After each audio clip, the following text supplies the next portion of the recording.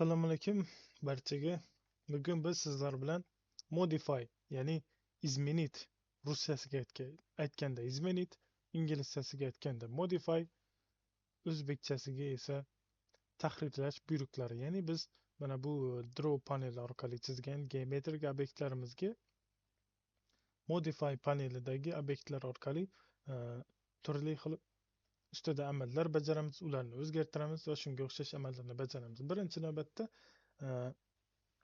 sizlarga mana bu object snap settingsni e, mana shularni hammasini yoqib faollashtirib qo'yishni tavsiya qilaman, chunki bularsiz bajarish qiyin bo'ladi.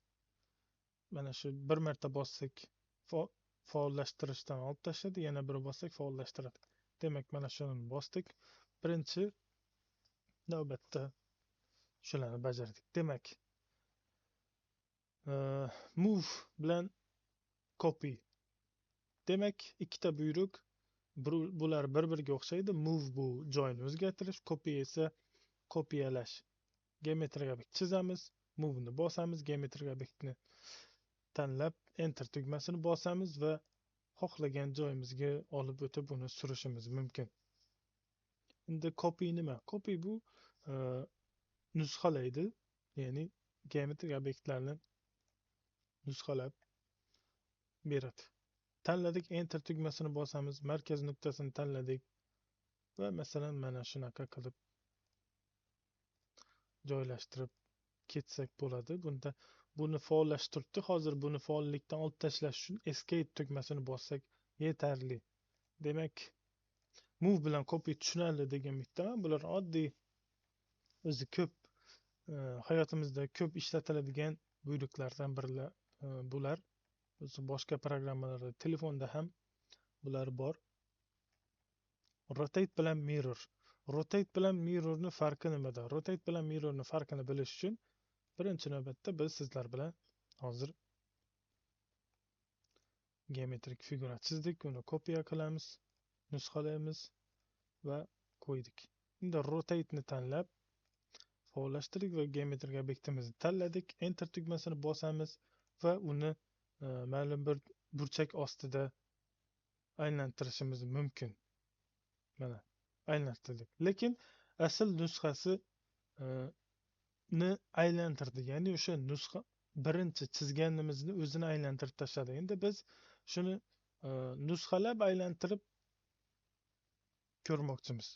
Rotate ni bosamiz, tanladik obyektimiz, enter tugmasini bosamiz va nuqtasini tanlagandan keyin pastimizda mana bu joyda bizga copy yoki reference deb chiqdi ikkita funksiya.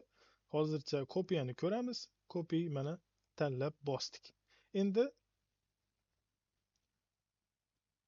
referensni ko'rib o'tamiz. Rotate ni tanladim. Referensni obyektni tanladim, enter tugmasini bosdim. Birinchi nuqtasini tanladim, referensni bosdim. 90 deb chiqdi. Birinchi hozirgi turgan burchakini kiritamiz. 90 deb kiritdik. Endi mana bu tepa qismiga kelamiz va 45 deb yozamiz va enter tugmasini bosamiz. Va bizda ko'rib turibmizki, mana shu 90 gradusli, ya'ni turgan uchburchakimizni bizga 45 darajaga burib berdi. Buni bilishimiz uchun aniqmi yoki xato emasmi? Shuni bilishimiz uchun shunchaki mana bu o'lcham qo'yish joyidan o'lchamini, ya'ni burchakini bilib aniqlab oldik. Demak, 45 daraja ekan, bu xato emas. Demak, delete qilamiz. Birinchi move bilan copyni ko'rib o'tdik, rotate bilan mirrorni. Endi trim bilan erase ni ko'rib o'tamiz. Trim bilan erase nima? Trim bu qirqish, rasmida o'zi ma'lum. Erase esa o'chirgich, ya'ni qalamni o'chirgich turgan qismini va obyektga tegib turgan joyini ko'rsatyapti. Ya'ni bu o'chirish ekanligini rasmidan ham anglab olish mumkin. Kopiyani bosdik, kopiya qilib oldik. Trimni bosamiz.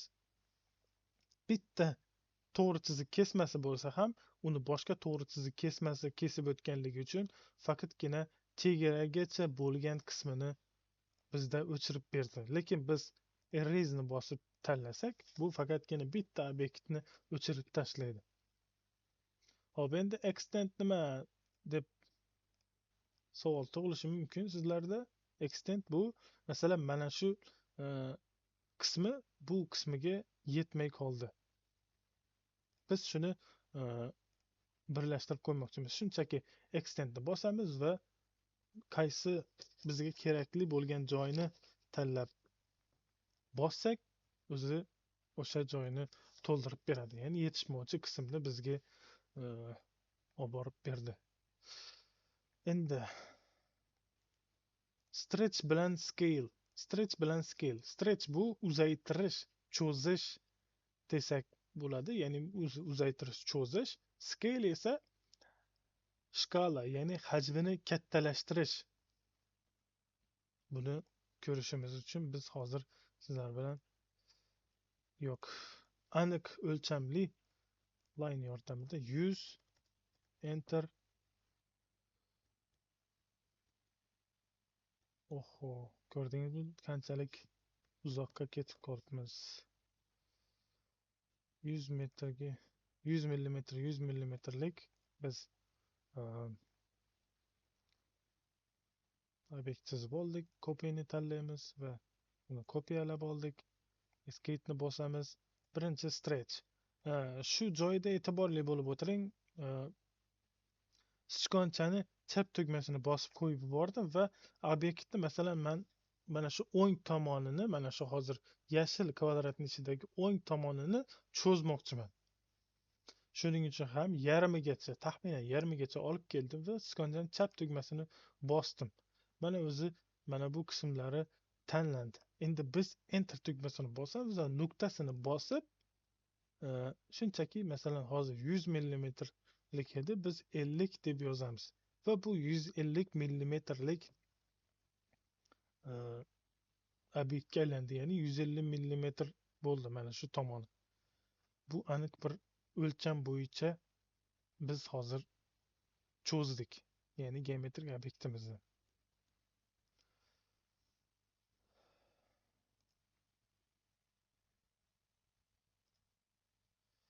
Hop, 7 daqiqa bo'libdi. Endi scale ni ko'rib o'tamiz. Birinchi scale ni faollashtirdik, obyektimizni tanladik, enter tugmasini bosdik va nuqtasini tanlasak, bizda bu yerda pastda boyagi rotate ga o'xshab ikkita funksiyasi chiqdi, ya'ni copy qilib uni asl nusxasini qoldirib, uni shunchaki mana 2 deb yozaman va enter tugmasini bosdim. Copy qilib oldik va 2 marta kattalashtirib berdi. Ya'ni o'zini mana shu har tomonidan qaraganda, ya'ni nisbatiga kattalashtirdi.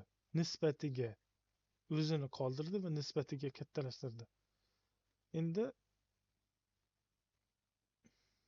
hozir rectangle chizamiz. Scale ni tanlaymiz va buni shunchaki enter ni bosib 3 deb yozamiz. Buni obyektni o'zini 3 marta kattalashtirdi. Hozir biz copy qilganimizda asl nusxasi qoldi va nusxalab uni 2 marta kattalashtirgan edik. Endi bunda esa scale ni o'zini tanlab kattalashtirsak, bu obyektni o'zini kattalashtiradi faqatgina. Endi yana bizga aniq o'lchamli 100 deb yozamiz. Pastga ham 100.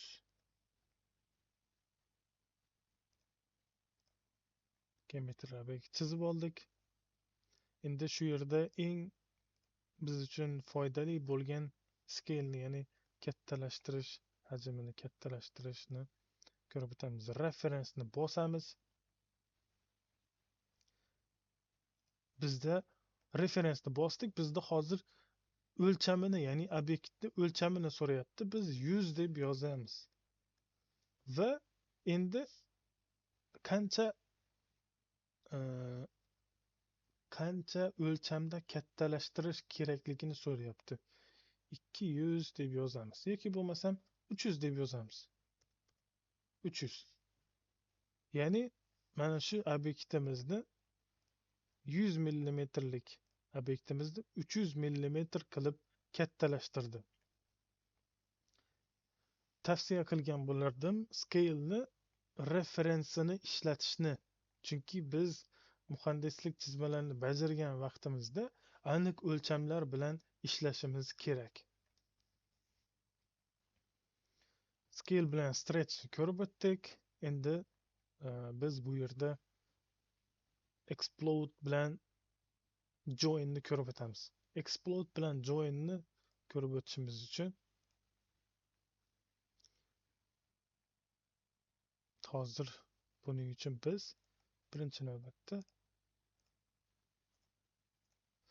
chizib olamiz. Explode bu nima? Explode bu rasmidan ham ma'lum, ya'ni obyektni qismlarga ajratib tashlaydi. Enter bossak, mana bilar edik, ya'ni polyline bu bitta obyekt sifatida to'g'ri chiziqlarni chizsak, bitta obyekt sifatida qaralar edi. Endi buni explode qildik va ajratdik va buni line ga aylantirib tashladi deb qarasak ham bo'ladi. Endi join nima? Join bu birlashtiradi, ya'ni kiritish, qo'shish degan ma'nolari bor.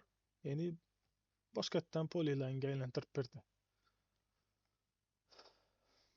Endi bu yerdan break va break at point ni ko'rib o'tsak ham bo'ladi.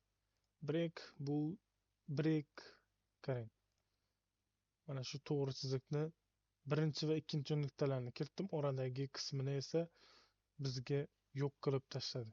Endi buni bitta nuqta tanlasak ham bo'ladi. Ko'rib turibsizki, bu qismi boshqa obyekt, bu qismi boshqa obyekt sifatida, ya'ni uzib tashladi. Endi bularni qanday qilib orqaga qaytarish mumkin yoki tiklash mumkin deydigan bo'lsak, bularni hammasini tanlab enter tugmasini bossak va yana bir xil obyekt sifatida qo'shib berdi. Join bu xususiyatlari bir xil to'g'ri chiziq, aylana emas, polyline, to'g'ri chiziq yoki yoylarni qo'shib beradi bir-biriga.